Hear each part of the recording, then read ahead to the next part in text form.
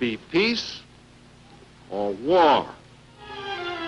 The fateful question posed by Warren Austin, head of the United States delegation to the UN, set the mood of the world at the century's halfway mark.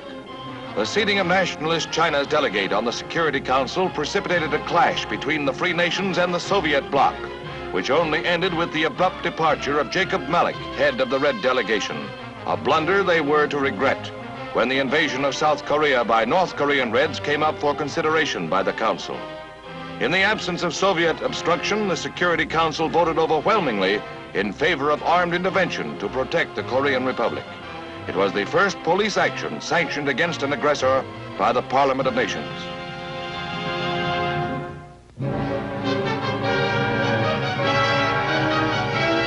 In 1950, men throughout the world learned to look on the brutal face of communism. Berlin, powder keg of Europe, saw a mass demonstration of indoctrinated young Germans on May Day.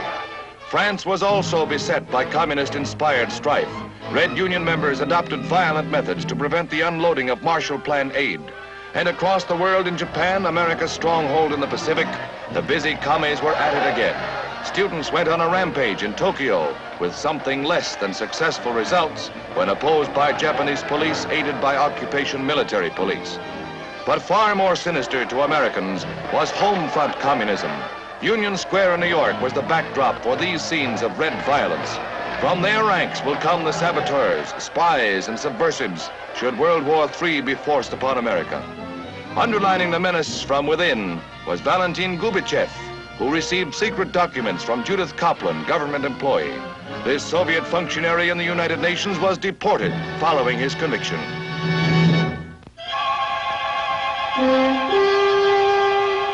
But there was worse to come.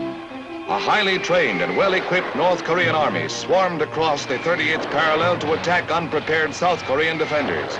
Caught off guard, they were all but overwhelmed until the United Nations took its historic vote to intervene.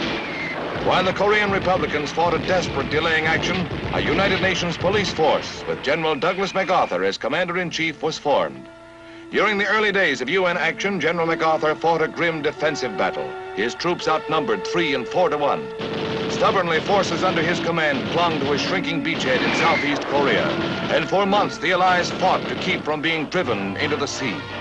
This, a savage war of attrition in which no quarter was given by a foe equipped with the latest Russian armament. It was, in fact, a war of survival to gain time. The cost was high to Americans who bore the brunt under the UN banner. For here they faced an enemy who ruthlessly slaughtered prisoners, many with their arms bound. Scores died before red guns as they stood helpless. Yes, the cost to free men came hideously high as they bought time on the rapidly narrowing perimeter of their defense. In the first months of conflict, casualties mounted with terrifying speed.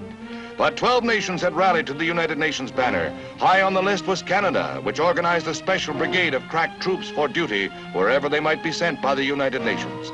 Thousands left for staging areas in the United States before embarking for the Korean front.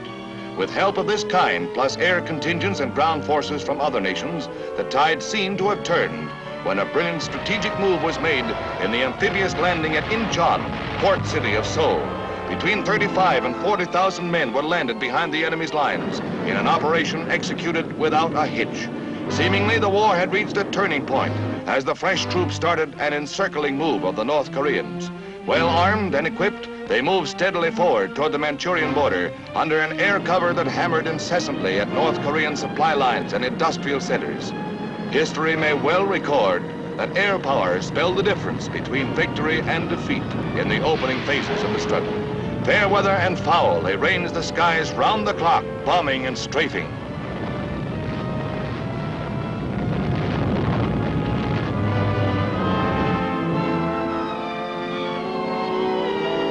The end of the war seemed in sight as the Allies pushed north toward the North Korean capital of Pyongyang and further northward to the Manchurian and Siberian borders. Then it happened. The Chinese Red armies, numbering hundreds of thousands, swarmed over the frontier against thinly held United Nations positions. Confronted by overwhelming numbers, UN armies were forced into inevitable retreat, while men wondered whether Red China would touch off World War III. Again fighting a delaying action, UN troops paid heavily in casualties. Facing a foe that often outnumbered them 10 to 1, the Allies gave ground slowly, marching through temperatures that sometimes reached 20 below zero. 20,000 trapped near the Chosin Reservoir slogged and fought their way 60 bitter miles to the evacuation port of Hungnam. Through snow-clad mountains and icy passes, they held off 200,000.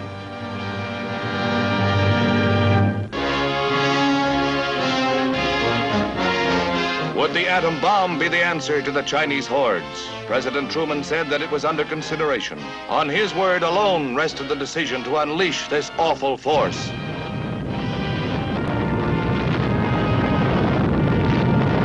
The world shuddered at the thought, for this catastrophic weapon struck fear in the minds of men all over the world. It mushroomed into the symbol of modern destruction.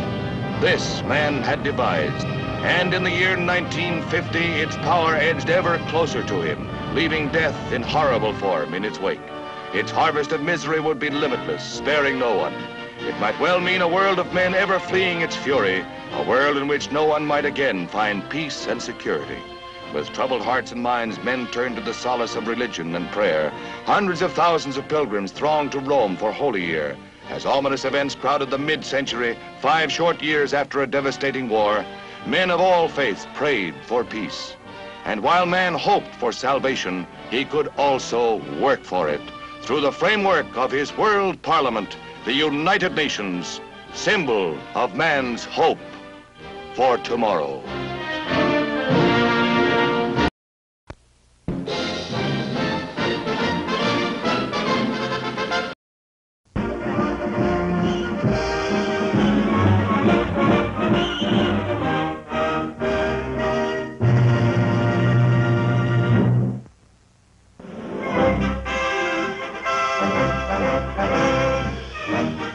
Groton, Connecticut, the huge submarine base sees a new era launched in underseas craft.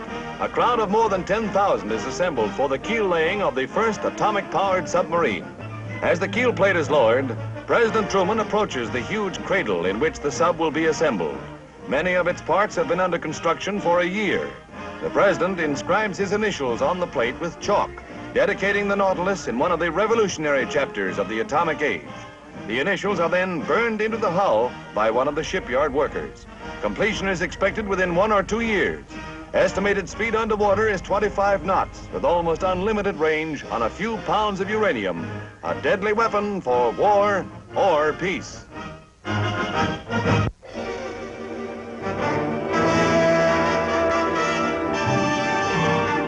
The final mop-up of rioting red prisoners begins in earnest as paratroops use tear gas, flamethrowers, and concussion grenades in the cleanup job. As illegal buildings and tents burn fiercely, they mark the finale of one of the toughest stockades on the island, containing the hardcore of the red rioters. The seasoned troops make short work of the rebels as they move in under the cover of tank guns after being given their orders by General Boatner. The really tough boys are hustled out with their hands up, but the caps on the ground belong to anti-communist prisoners in token of surrender. Hundreds of these had been slaughtered by Reds through kangaroo courts. Scores were wounded during the affray, and 1 American was killed. A costly skirmish, but one which will result in a new policy on Koji, with careful segregation of Reds and non-communists in smaller compounds.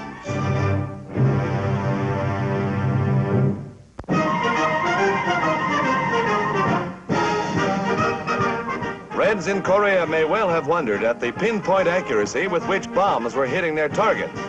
Now, Department of Defense pictures reveal Tarzan, the guided missile being loaded into a B-29 for a test on an isolated bomb range in the United States. A surprise strike on the Long Island Railroad, serving 300,000 commuters into New York, leaves milling multitudes stranded and helplessly reading the morning headlines. Empty stations and tracks are the result of a walkout by engineers on the line in a dispute over working rules by 350 of their number. The tie-up brings a frantic rush to the buses, which are taxed to capacity, and motorists jam already overcrowded highways, crawling along bumper to bumper at a snail's pace. It is one of the worst traffic tie-ups in New York's history, as thousands seek to reach their jobs. While roads are clogged, stations are deserted. It's festival time in Portland, Oregon. The annual Rose Festival, this is number 44 and a real spectacle, reaches its zenith as the grand floral parade unwinds through the city. 250,000 persons, home folks and visitors alike, view the colorful festival parade. Its theme, childhood memories, carried out in millions of massed blossoms.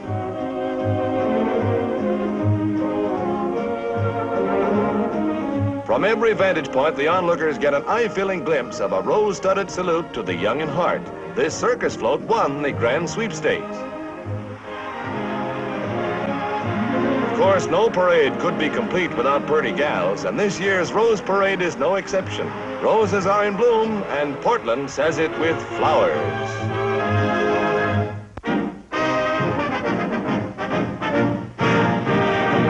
Before a crowd of 25,000, biggest ever to see a soccer game in this country, two of England's top teams demonstrate the fine art of Europe's top sport.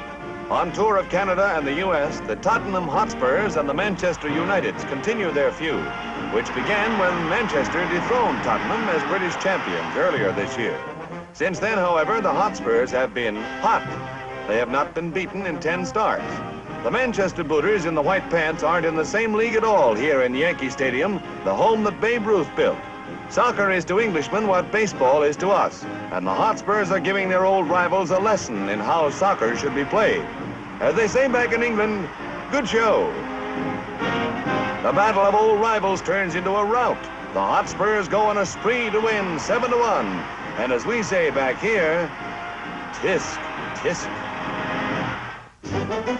66 cowboys and 9 cowgals from 12 western and southwestern colleges vie for laurels in the Portland Rose Festival Rodeo. Oregon State College is host to the young riders who discover this is no cinch course. It may be part of Rose Festival doings, but a bucking bronc by any other name spells defeat for students seeking a degree in acrobatics, Wild West style. Flunking out here can be mighty rough, too.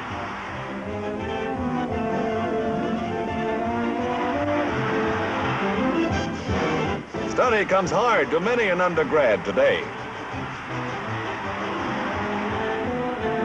Bulldogging is an extracurricular activity, no routine affair either, even when you take the bull by the horns.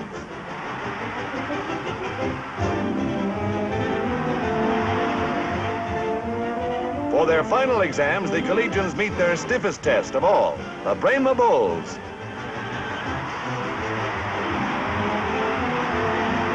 If experience is the best teacher, then this little spin should give a college cowboy enough experience to last a lifetime.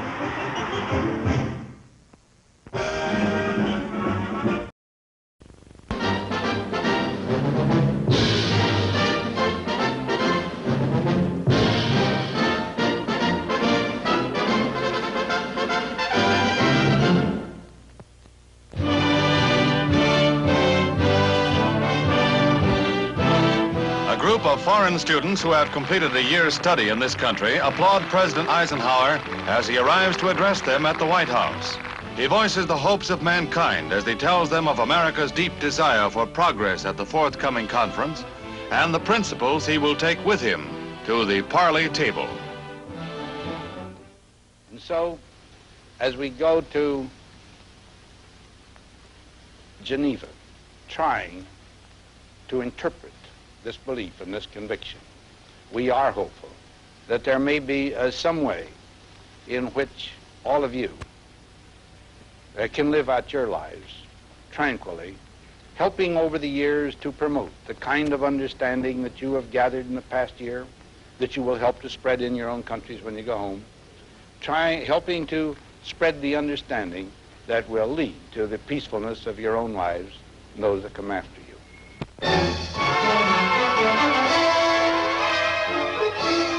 Ngo Dinh Diem's efficient new nationalist army corners remnants of the rebellious Hoa Ho sect forces in a sharp-pitched battle near Saigon, wounding and killing hundreds and taking 5,000 prisoners, some of them women and children caught in the fight.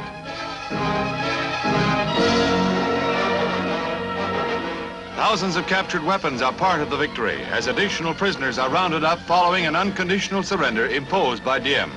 American training methods pay off as nationalist forces continue to establish a stable government in South Vietnam. The first class of plebes arrives at Lowry Air Force Base in Denver for the beginning of the course at the United States Air Force Academy, temporarily located at the base until the permanent school is built at Colorado Springs, a model of which is shown here. Congress has declined to appropriate funds for its construction until the design has been finally approved. 306 strong, they stand to take the oath that will start them on the course that makes American airmen supreme in the skies. Handpicked from the nation's finest young men, they face the long grind with confidence.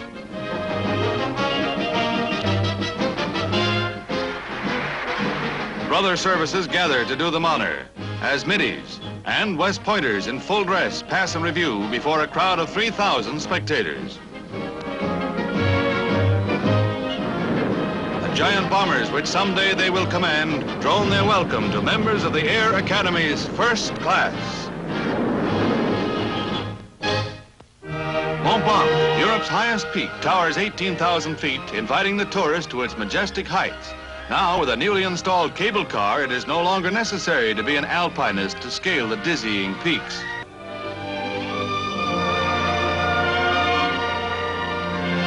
As the tram reaches 7,000 feet, the villages below become groups of doll houses, and ahead lies the snow line, partially shrouded in clouds, hanging over the line of the eternal snows.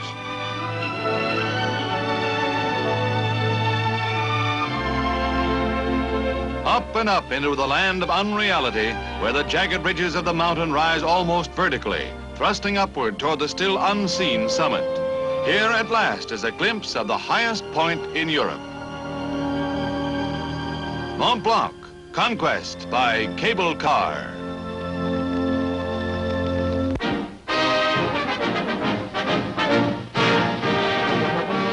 Sacramento Little Leaguers are all pepped up today because a team father who's a big favorite is going to umpire the game. His credo, let's fill the bases, not the jails, has made Max Baer a big champ in Sacramento. Little League coach Gene Ray joins the one-time heavyweight champ and Sacramento Police Captain Pat Bennett in a pep talk before the game. The kids love Max Baer. He's done a lot for them by setting high standards. But as an umpire, well... Strike, says he, and that did it. All in fun, of course. It was high, say the kids. You need glasses, says Max Baer. Out! Big names in sports also gather at the White House, helping President Eisenhower tee off on juvenile delinquency. Stars of yesterday and today, the sports figures join the president in a message to the youth of America, to wit, participate in athletics. Willie Mays of All-Star fame seconds the motion, as does former golfing great Bobby Jones. Among other golf stars are Jack Fleck, Lloyd Mangrum, and Billy Joe Patton. Fleck is the new Open champ. Champions all, they rue the tendency of young people to be spectators rather than participants. Get in the game. County Stadium is jam-packed for baseball's Midsummer Dream Classic, the 22nd All-Star Game. Cleveland's Al Lopez and New York's Leo DeRocher match managerial wits before Commissioner Ford Frick and 45,000 other baseball fans. Robin Roberts started for the National Leaguers, while pitched Harvey Keene in from third in the first inning. So it was 1-0 favor of the junior loop.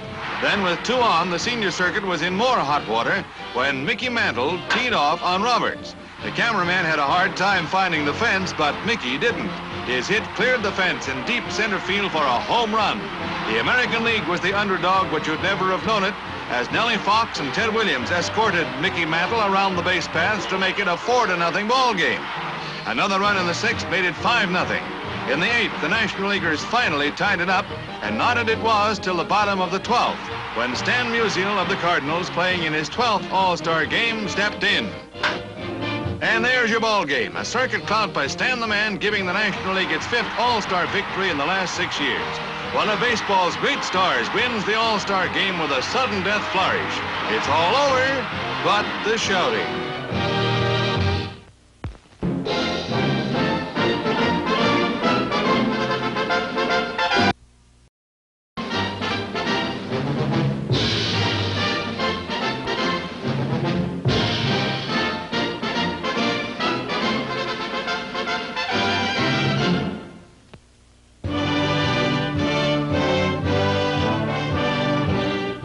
At the midpoint of the Big Four conference, the general air of goodwill that marked the opening continues. Russia's leaders still show the energetic amiability that has marked their excursions beyond the Iron Curtain, despite a steadfast refusal to make any concessions to President Eisenhower's proposals for agreement on German reunification and European security.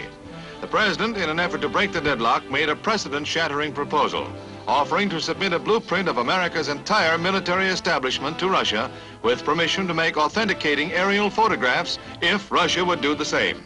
The high point of the conference to date, Ike's action followed an earlier informal incident, which in its way did as much to prove his sincerity and goodwill.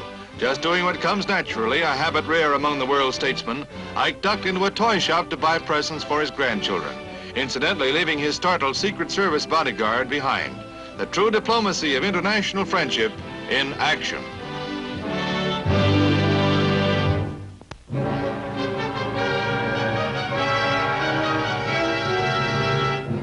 The tide of North African revolt washes over Morocco as rebelling Arabs for a time overrun the city of Casablanca, shortly after the arrival of the new French resident general. In an orgy of destruction, whole sections of the city are set ablaze, completely overwhelming the efforts of firefighters whose only resort is the ancient bucket brigade.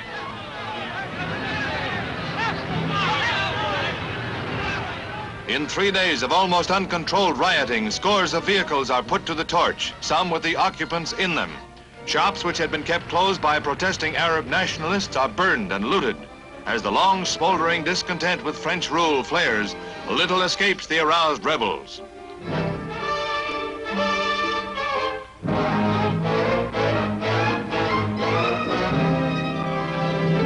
"80 persons die as rebellious Arabs attack Arabs loyal to the French, who declare martial law and rush in troops from France and other colonies to quell the uprising. Hundreds are rounded up, and prisoner compounds are filled to overflowing as France fights for North African survival."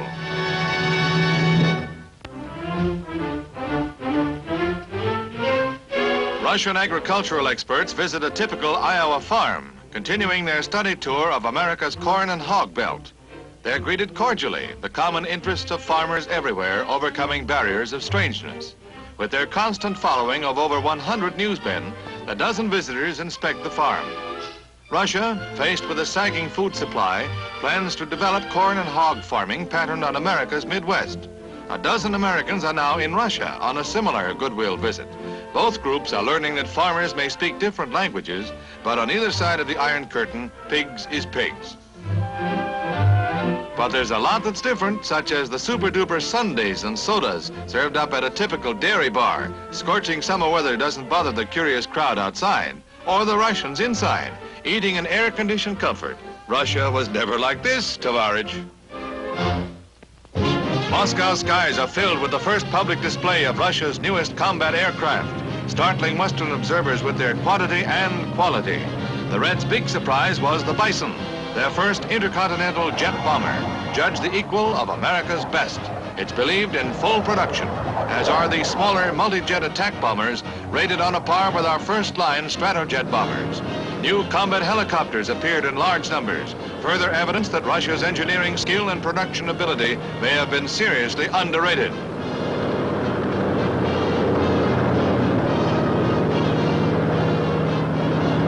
Russia's major strides toward air supremacy forced urgent reappraisal of America's defense strategy.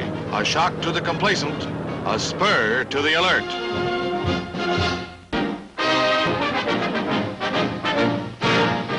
The 9th day of the Tour de France world-famous bike race brings the greatest challenge yet, the lofty hills of the Maritime Alps. There's work ahead, uphill work.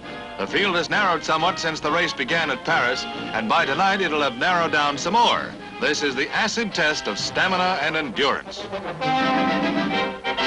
They made it. Well, most of them, getting a big hand from crowds along the way. They're over the hump, cooled by mountain snows. A nice, easy coast down to the Mediterranean coastline at Monaco. From snow to palm trees, and a sympathetic fella with a hose. Inside and outside. Real cool, man. He's been leading the pack all day, but another speedster overhauls him in the stretch and nips him at the finish. C'est la vie.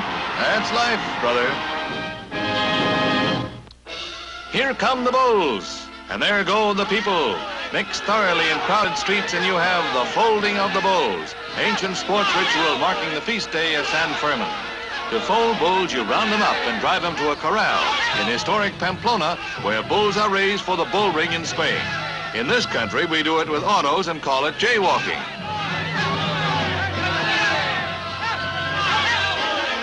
Somebody is bound to get hurt.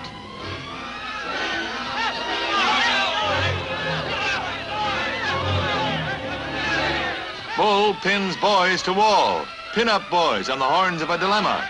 But this is not the end of the tale. That comes to a mad, merry, maniacal end in the arena. But by this time, the bulls are safely behind bars in the corral.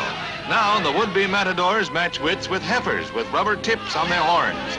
Compared to the street brawl, this is a picnic. Oh, yeah? Knocks and tumbles are the only consequence, it says here. But in the merry spirit of the San Fermin festivities, everything is born with gay good grace. Who's next?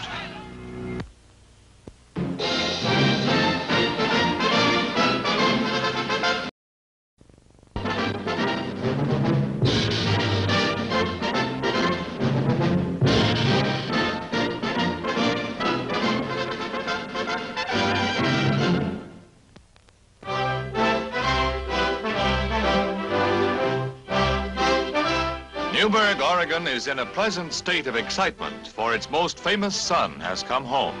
Herbert Hoover, accompanied by Secretary of the Interior McKay, has returned to celebrate his 81st birthday. Here are gathered old neighbors and friends to visit his boyhood home, which will become a national shrine. The old stereopticon takes the ex-president back 70 years, mementos of the days when he sought fame and fortune at 15 to become an engineer, statesman, and humanitarian known throughout the world. Yes, there are many memories in the home of his uncle, where the orphan boy came to get his start.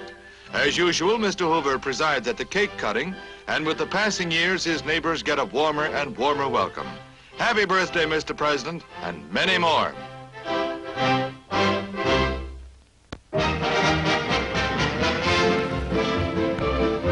A backlog of more than 200 bills from the last session of Congress follows President Eisenhower on a short vacation at his Gettysburg farm. Some of the crucial legislation gets his signature and some is set aside for further study. Even on a farm, the presidential chores are never done. His handsome Dutch colonial home is the product of 2 years of remodeling. But at the moment, his attention goes to the handsome Holstein heifer, a gift for his growing herd of pedigreed stock. She'll have lots of playmates her own age around here, the president remarked. It's not a Surrey, but it has a dandy fringe on top. The Ike and Mamie comes in handy for touring from pasture to pasture, complete with Secret Service men. It doesn't happen every day, but here it is. A Chinese junk sails under the Golden Gate Bridge, completing a 4-month journey from Japan. The crew of 6 receives a rousing welcome as they finish the 4,500-mile voyage in their 30-ton craft. The hardy mariners consist of 5 free Chinese refugees from the Reds and Calvin Merritt, American Vice Consul on Formosa. Theirs is the first craft of its kind to enter San Francisco Harbor in 17 years. Now that the sound barrier has been cracked, the thermal or heat barrier is the goal of the experimental X-2 rocket plane. Carried to 30,000 feet by a B-29, the stainless steel bullet, designed to stand speeds of more than 2,000 miles an hour and reach an altitude of 100,000 feet, is released. On these tests, the rocket plane is not fuel, but in future runs, when it attains maximum velocity, heat developed by friction may reach more than 1,000 degrees. Here, the ability of metal and alloys to withstand the heat are expected to provide valuable data for projected spaceships and satellites. The slim metal ship may furnish some of the answers as the world enters the space age. At Edwards Air Force Base, tests continue on new model ejection seats, never-ceasing research to increase the narrow margin of safety afforded America's jet airmen, keeping pace with the greater speeds and greater hazards of tomorrow's combat planes. Dummies ride the seats, shot aloft from the hurtling rocket sled. Here, a multiple ejection from a simulated stratojet cabin.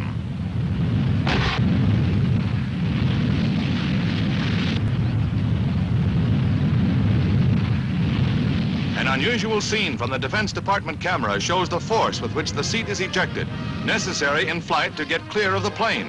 Here on the ground, the dummy shoots aloft high enough for the chute to open. A rough landing in store for the dummy, but for some future jet pilot in trouble, the results of this test may mean a life saved.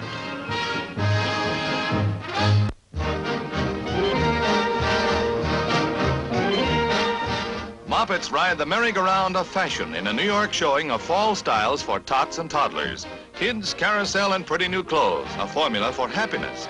The Mad Hatter is master of ceremonies, and there's a goat cart for them as can't take the dizzy whirl of the merry-go-round. But enough fun and frolic. On with the show. High fashion for half pints or what the lollipop set will be wearing.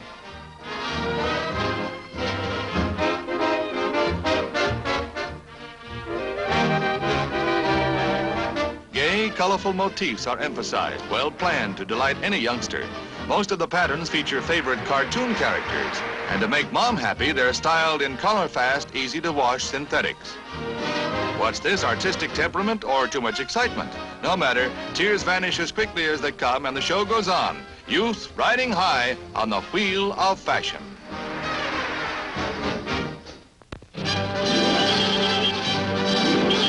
Fans forget the American League's red-hot pennant race for an evening under the lights in Portland's Multnomah Stadium. 20,000 turn out on a warm summer night as the Pittsburgh Steelers meet the Los Angeles Rams in a preseason pro-grid thriller. Pittsburgh scores early for a 10-7 lead, but the Rams surge back, Quinlan battering through center for 19 yards.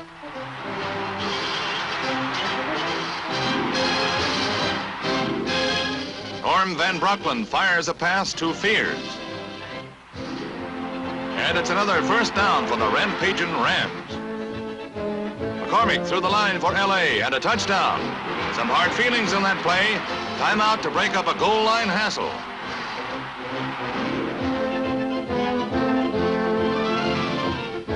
Later in the game with Pittsburgh trailing, Vic Eaton at quarterback passes and connects for a 20-yard gain.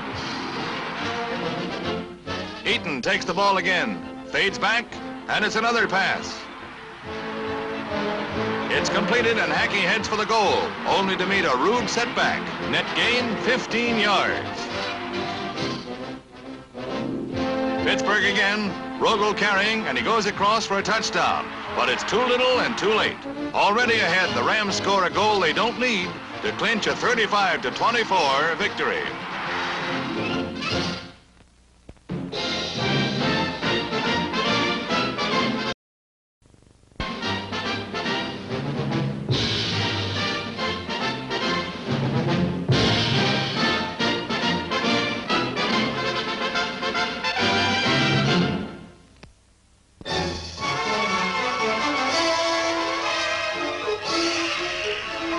The first major hurricane of the year rips into the coast of the Carolinas, packing winds of more than 100 miles an hour.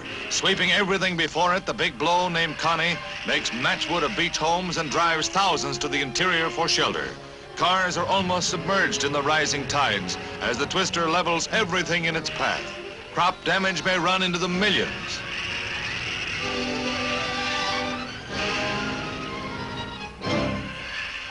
Capricious Connie suddenly veers north and west, heading into the metropolitan areas of big seaboard cities. New York is sideswiped with gales reaching 60 miles an hour, accompanied by a downpour that submerges residential areas with 9 inches in little more than 24 hours. Suburban areas are virtually paralyzed by flooding storm sewers and high tides. As the downpour continues, thousands of homes are flooded and left without power. And as the raging waters race through the streets, they leave the inevitable quagmire of mud. In her reign of terror, Connie carves her tragic niche with a total of 43 dead and damage estimated at 15 millions.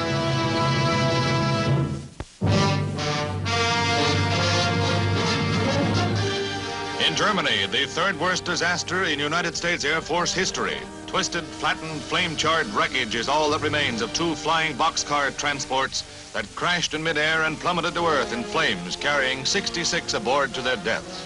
The accident occurred during an airborne troop exercise. One plane dropped out of formation with slight engine trouble and climbing back to position, rammed another. No one escaped. grim culmination of an instant's miscalculation in midair, flaming death for 66 servicemen.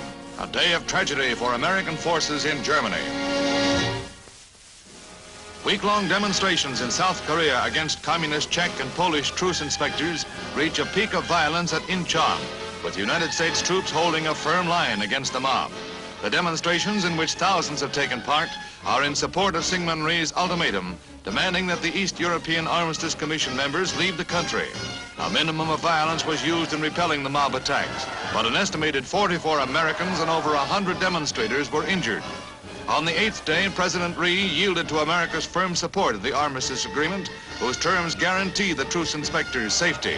Korean anger against the Reds continues, but the threat of violence has receded after the attempted use of mob rule to coerce American policy resulted in the use of tear gas by American troops against the people of an ally. This is Homecoming, the end of a saga of imprisonment and torture for 11 American flyers who endured the barbarity of a ruthless enemy for 30 long months.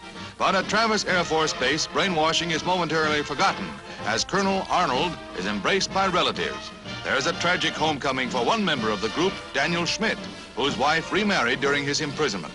Happier is the lot of Major Baumer, still on crutches, surrounded by friends and relatives. Safe at last, but Americans will long remember their inhuman treatment.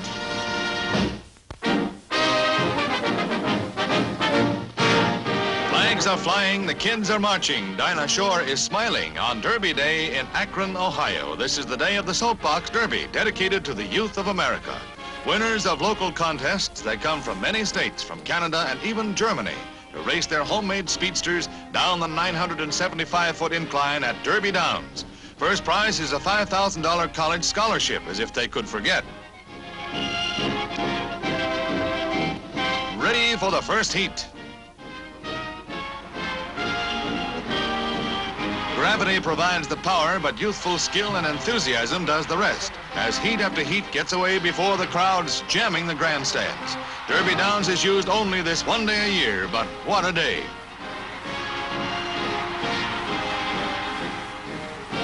One by one, the heats are run. Victory for some and another heat, while for most the disappointment of defeat. But all is forgotten as the final heat is run, and there's the winner on the left, a 6-foot, 14-year-old Richard Rohrer of Rochester, New York. Dick will use his scholarship to study medicine. He'll remember Derby Day. Soldiers Field, Chicago, where 75,000 sports fans are in for their thrills worth of football. Pros versus college all-stars, the 22nd in this series of Midsummer Gridiron Classics. Pros on the move. From the one, Radaman of the Cleveland Browns scores to put his team out front. Aerial warfare is waged, Radaman doing the passing, with Lavelli on the receiving end, as the Browns, world champs, again gather momentum. Skirting the all-star flank, Renfro goes 18 yards. That's all it takes for another Brown tally. Trailing by 4, the collegians get going. Guglielmi tosses to Dupre for a gain of 20 yards. Ralph Guglielmi, Notre Dame passing ace, connects again, this time to Magel of Rice. Keep passing, it works. Guglielmi to Hare in the end zone, and the All-Stars are ahead. But not for long, passing is a Brown fancy too. Radaman heaves to Renfro for a gain of 42 big yards.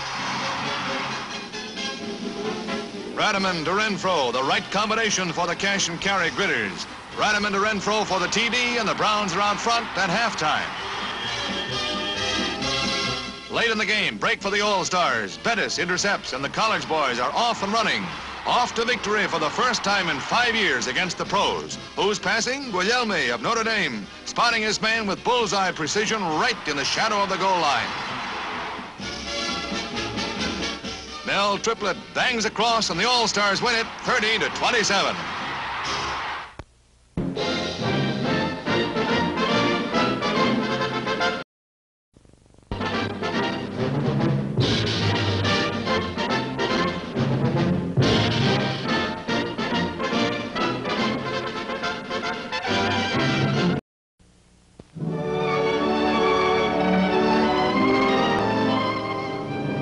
During an aerial tour of the devastated Northeast, President Eisenhower, shocked at the havoc, follows the path of destruction in the country's worst flood. And of ruin, there is plenty for the president to see. For what was once one of the nation's most prosperous regions, a series of small industrial towns, are now sodden heaps of wreckage. These were once thriving manufacturing communities, whose products were the handiwork of Yankee craftsmen. Now their remains stand under the watchful eyes of National Guardsmen on the lookout for prowlers and looters. For the government and all relief agencies have taken over, and an attempt is made to assess the damage toll that already has reached into the billions.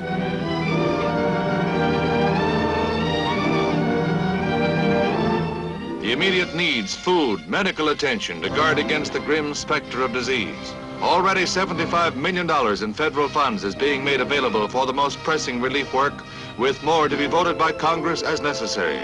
The president has urgently asked all Americans to aid their stricken fellow citizens.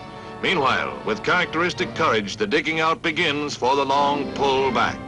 Mountains of debris must be removed and communications restored, but come back it will, for this is one of the cradles of America's greatness.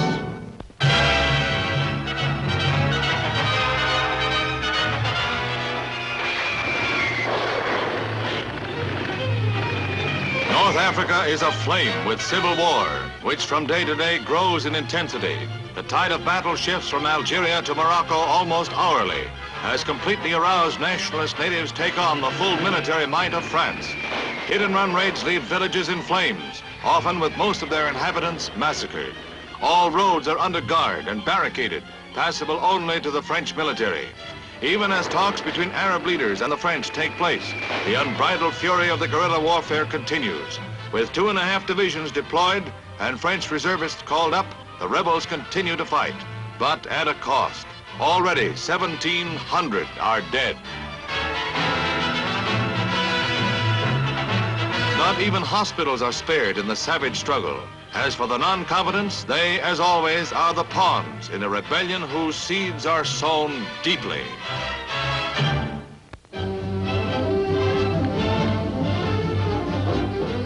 A crucial day for the unity of Western Europe approaches as elections come due in the Saar to determine the future of this highly industrialized region, long a source of friction between France and Germany. Political warfare is at a high pitch, a battle to sway the decision of the electorate on approval or rejection of the Franco-German treaty, Europeanizing the industrial heartland of the continent by giving equal economic rights to both nations. Saar Premier Joseph Hoffman, a pro-French leader, has had many rallies broken up by violence, organized, he charges, by German political factions. The treaty rousing these partisan passions was the price of French consent to a general German peace treaty and admission to NATO. Its rejection by the voters of the Saar will shake the unity of NATO to its very core and cast the future of the Western Alliance itself into doubt. As a byproduct of the Northeast floods, 24 passengers narrowly escaped death in the swollen Concord River as a Boston to Montreal train crashes into a tank car which had become detached from a freight train. The tank car is hurled into the river, while the cars of the passenger train hang precariously to the edge of the trestle. A car catching the edge of the embankment saves the whole train from the river plunge. Meet the Thing, as the Marines call their newest tank destroyer, a radical vehicle to carry out radical battlefield tactics. It packs 606mm recoilless rifles instead of the usual big artillery piece. Each rifle is aimed by a 50 caliber spotting machine gun. The Thing is designed to move in a 40-mile-an-hour speed limit, hit and run. The Defense Department films show its firepower. Bad news for tanks.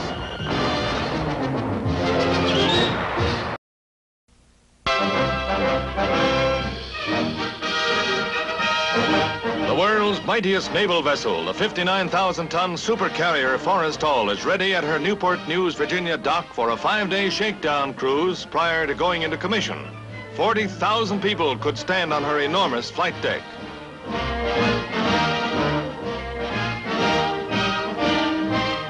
A Navy Yard civilian crew mans the huge ship under the command of Captain E.D. Edwards, left, shown with Captain Johnson, naval observer during the tests. More than 3 years of building, the 1,000-foot vessel is ready for sea. Unfortunately, after 2 days of tests, 2 main propeller thrust bearings burn out, and the Forrestal, reduced from her 40-knot speed, returns to port at 6 knots for further adjustments.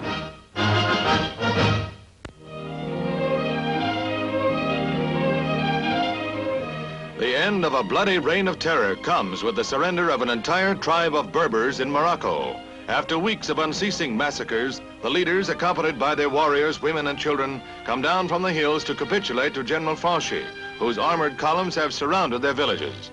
The fierce fighters had waged a war of no quarter that has kept North Africa in turmoil for 6 months. The Caid offers to produce the ringleaders of the rebellion within 8 days or forfeit his own life. 12 sacrificial bulls are brought by the tribesmen, whose bloodletting symbolizes their surrender. With the laying down of arms, peace for the moment comes to Morocco. Boston hails the National Convention of the Veterans of Foreign Wars and Audie Murphy, honored as the hero of the VFW conclave, coinciding with the New England premiere of the film recreating his exploits as America's most decorated combat soldier of World War II, To Hell and Back. 500,000 witnessed the VFW parade and premiere and hailed the man of the day. The occasion saw several citations and honors conferred on the war hero and movie star, including the creation of an Audie Murphy platoon, honoring a soldier who went to hell and back for his country.